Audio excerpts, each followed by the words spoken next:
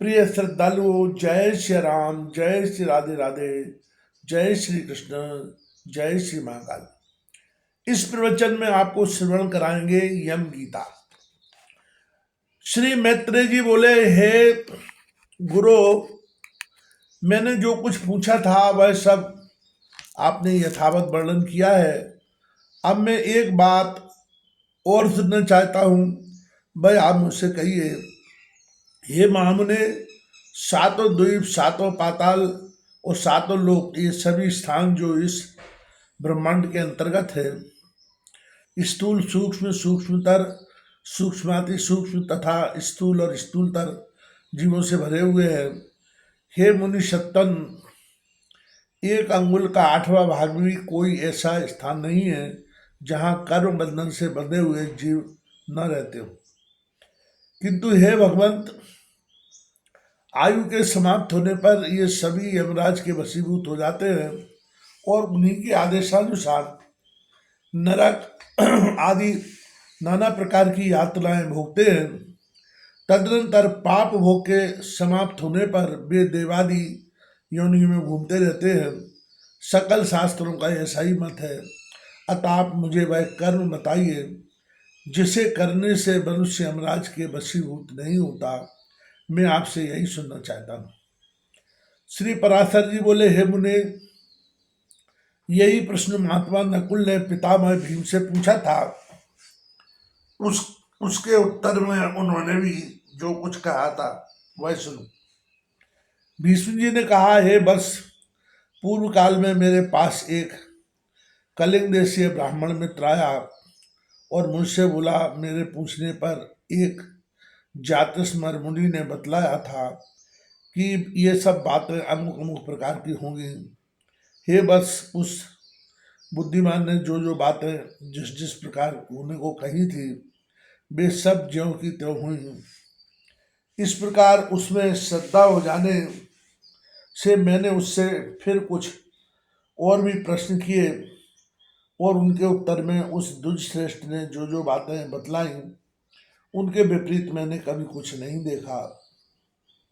एक दिन जो बात तुम मुझसे पूछते हो वही मैंने उस कलिंग ब्राह्मण से पूछी।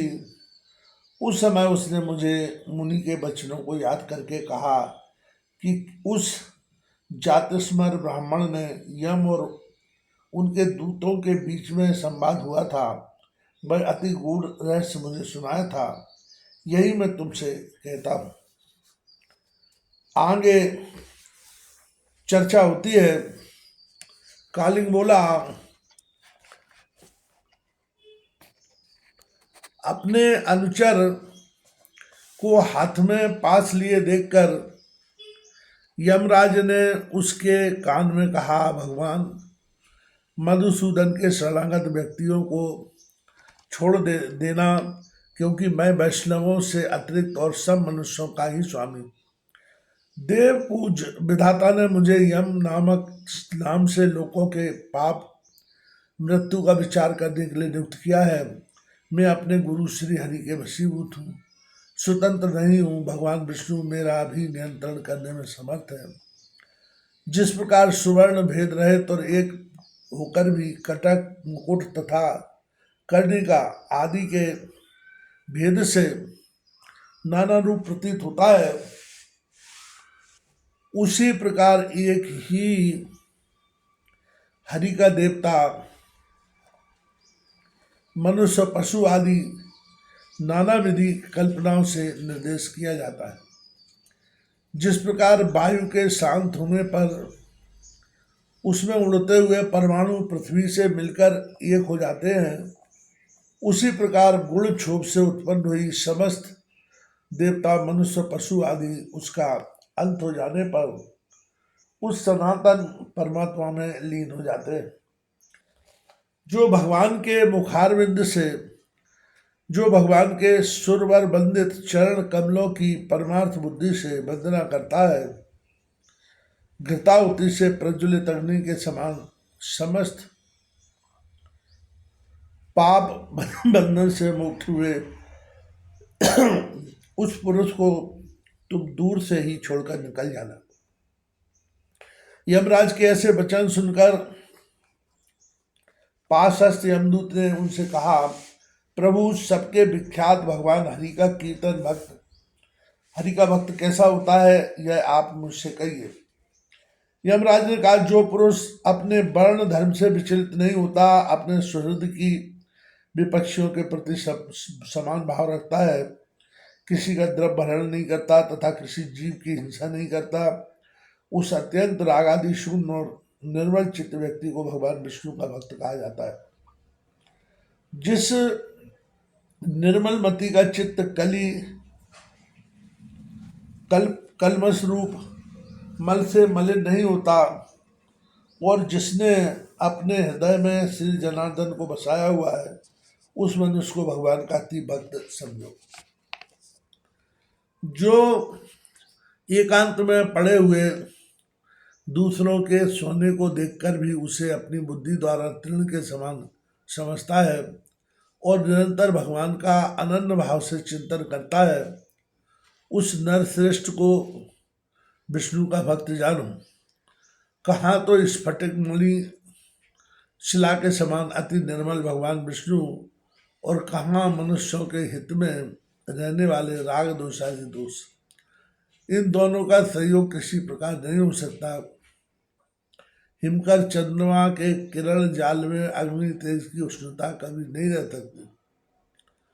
जो व्यक्ति निर्मल चित्त, मात्सर रहित, प्रशांत, शुद्ध बुद्धि, समस्त जीवों का हृदय प्रिय और हितवादी तथा अभिमान एवं माया से रहित होता है, उसके हृदय में भगवान वासुदेव सर्वदा विराजमान रहते हैं।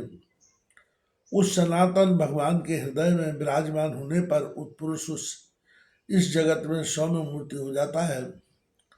जिस प्रकार नवीन साल वृक्ष अपने सौंदर्य से ही भीतर तरे हुए आदि सुंदर पार्थिव शरीर को बतला देता है। हे दूत, मनो इंद्रियों के नियम द्वारा जिसकी पाप राशि दूर हो गई है, जिसका हृदय निरंतर श्री अच्युत में ही आसक्त रहता है तथा जिनमें सर्व अभिमान और मात्सर्य का लेश भी नहीं रहा, उन मनुष्यों को तुम दूर से ही त्याग देना। यदि खड़ग, शंख और गदाधारी अव्यात्मा भगवान हरि हृदय में विराजमान है, तो उन पाप नाशक भगवान के द्वारा उसके सभी पाप नष्ट हो जाते हैं। सूर्य के रहते हुए भला अंधकार कैसे ठहर सकता है? जो पुरुष दूसरों का धन हरण करता है, जीवों की हिंसा करता है तथा मिथ्या और कटु भाषण करता है, उस अशुभ कर्मोन्मत्त दुष्ट बुद्धि के हृदय में भगवान अनंत नहीं टिक सकते। जो कुमति दूसरों के वैभव को नहीं देख सकता, जो दूसरों की निंदा करता है, साधु जनों का अपकार करता है तथा संपन्न होकर भी ना तो श्री विष्णु भगवान की पूजा ही करता है और ना उनके भक्तों को दान ही देता है, उस अधम के हृदय में श्री जनार्दन का निवास कभी नहीं हो सकता। जो दुष्ट बुद्धि अपने परम सुहृद, बंधु, बांधव, स्त्री, पुत्र, कन्या, पिता तथा भृतवर्ग के प्रति अर्थ तृष्णा प्रकट करता है, उस पापाचारी को भगवान का भक्त मत समझो। जो दुर्बुद्धि पुरुष असत कर्मों में लगा रहता है और जो नीच पुरुषों के लिए आचार और उन्हीं के संग में उन्मत्त रहता है तथा नित्य प्रति पापमय कर्म बंधन से ही बनता जाता है, वह मनुष्य रूप पशु ही है। वह भगवान वासुदेव का भक्त नहीं हो सकता। यह सकल प्रपंच और मैं एक परम पुरुष परमेश्वर वासुदेव ही है। हृदय में भगवान अनंत के स्थित होने से जिनकी ऐसी स्थिर बुद्धि हो गई है, उन्हें तुम दूर से ही छोड़कर चले जाना। हे कमल नयन, हे वासुदेव, हे विष्णु, हे धरणीधर, हे अच्युत, हे शंख चक्र पाणे, आप हमें शरण दीजिए। जो लोग इस प्रकार पुकारते हैं उन निष्पाप व्यक्तियों को तुम दूर से ही त्याग दूंगा। जिस पुरुष श्रेष्ठ के अंतःकरण में वे अव्यक्तात्मा भगवान विराजते हैं, उसका जहाँ तक दृष्टिपात होता है वहाँ तक भगवान के चक्र के प्रभाव से अपने बल भी नष्ट हो जाने के कारण तुम्हारी अथवा मेरी गति ऐसी नहीं हो सकती। वह महापुरुष तो अन्य वैकुंठ आदि लोगों का पात्र है।